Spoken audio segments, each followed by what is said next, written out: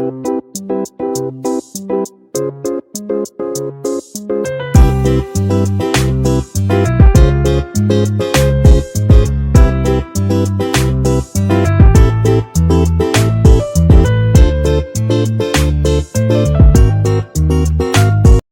Kitchen मध्ये नमस्ते। आजची recipe आहे पपईची मिठाई। तर आता पपई आहे ना, मी इथे अर्धा किलो घेतलेला आहे। इथे गॅसवर कढई ठेवलेली आहे, त्याच्यामध्ये 1 चमचा तूप टाकायचं। तूप छान असं आहे ना मेल्ट झालं पाहिजे।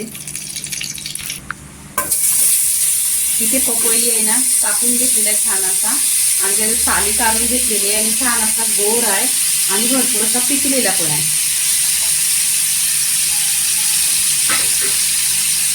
छोटी मुलं पपई खात नाही, म्हणून असं काहीतरी गोड मिठाई वगैरे बनवायची, म्हणजे छोट्या मुलांच्या पोटामध्ये जातं। आता इथे आहे ना पपईचं छान असं पिसेस केलेलं आहे। हे पिसेस आहे ना मेल्ट होतील। इथे छान असं बघा कढईमध्ये आहे ना तुपावर छान असं परतून घ्यायचं आहे पिसेस। आता इथे काय करायचं, आपण हा बटाट्याचा आहे त्यांनी असं करायचं, हे लवकर होतं। 2 मिनिटात हे सगळं करून असं होईल। पहा किती लवकर होतं। असं पूर्णपणे मॅश करून घ्यायचं। आता इथे आहे ना आपण दूध ओतून घ्यायचं। इथे मी 1 कप दूध ओतते। दूध ओतल्यानंतर आहे ना मिक्स करून घ्यायचं। इथे 1 चमचा वेलची पूड टाकलेली आहे। छान असं मिक्स करून घ्यायचं। गॅस थोडा फास्ट करायचा। इथे आहे ना हा सुका खोबरा आहे, असा तुम्हाला मॉलमध्ये भेटणारा किसलेला भेटतो। मिक्स करून घ्यायचं। इथे पहा एकदम घट्ट झालेला आहे। असं एक 10 मिनिटं गॅसवर पूर्णपणे असं मिक्स करत राहायचं, लवकर मिक्स होतो। इथे पहा इथे छान अशी मिठाई सुकी झालेली आहे। इथे काय करायचं, साखर टाकून घ्यायचं। मी इथे आहे ना 2 चम्मच टाकून घेतले, तुम्हाला किती टाकायचे तुमच्या चवीनुसार। इथे साखर टाकल्यानंतर आहे ना पूर्णपणे या पपईला परत पाणी सुटणार। तर छान असं आहे ना मिक्स करून घ्यायचं आणि गॅस स्लो करायचा।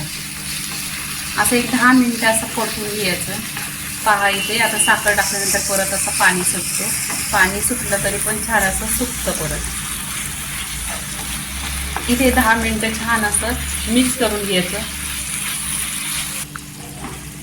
इथे पहा पूर्णपणे पाणी झालेलं आहे, आता मिक्स झालेलं आहे, एकत्र करून घेतलेलं आहे आणि पूर्णपणे असं बघा सुक्का झालेला आहे। इथे ड्रायफ्रूट टाकायचं, जे तुमच्याकडे असतील तुम्हाला आवडतील ते ड्रायफ्रूट टाकायचं।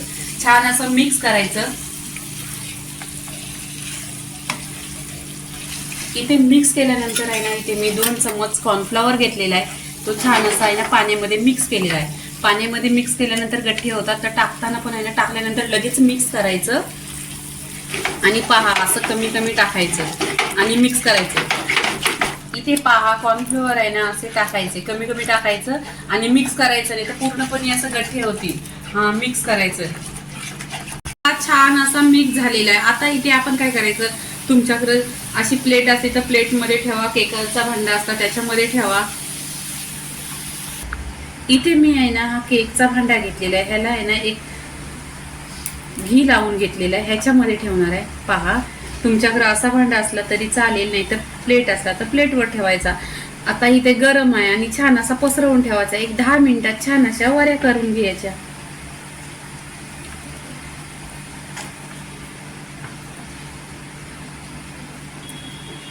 पूर्णपणे इथे पहा झालेला आहे। इथे कढई पहा, कढईला चिकटत पण नाही। आता कशाच्या या चम्मचच्या साहाय्याने असं करून घ्यायचं, छान होतात। पहा पूर्णपणे राऊंड मध्ये करून घ्यायचं आणि पूर्णपणे थंड झाल्यानंतर याच्या वड्या करून घ्यायच्या। इथे पहा मी चम्मचच्या साहाय्याने हा पूर्ण गोल राऊंड मध्ये करून घेते। पहा आता पूर्णपणे झाला असं। आता काय करायचं, इथे याच्यावर ढाकण ठेवायचं। इथे पहा पूर्णपणे केलेलं आहे। आता तुमच्याकडे जर ड्रायफ्रूट असलं तर वर ड्रायफ्रूट टाकून घ्या। मी पहिले पण ह्याच्यामध्ये ड्रायफ्रूट टाकलेलं आहे, हे पिस्ता आहे, तुमच्याकडे असले तर टाका, नाही टाकले तरी पण चालेल। इथे पहा पूर्णपणे इथे पिस्ता लावून झालेले आहेत। आताच बघा इथे कट करायसारखे झालेले आहे, हाताला पण चिकटत नाही। आपण इथे काय करायचं, एक 10 मिनिटं असं ढाकण लावायचं आणि थंडा करून घ्यायचं। इथे पूर्णपणे थंडा झालेली आहे, आपण पहा मिठाई एकदम छान अशी निघालेली आहे. इथे पहा. आता इथे कट करून घ्यायची. इथे मिठाईचं छान असं पीसेस केलेले आहेत, चौकोनी केलेले आहेत. तुम्हाला चौकोनी करायचे चौकोनी करा, ट्रायंगल करा, गोल करा. आणि पूर्णपणे पपईची मिठाई झालेली आहे. लाईक करा, शेअर करा, सबस्क्राईब करा आणि नेहमीच खात राहा. धन्यवाद.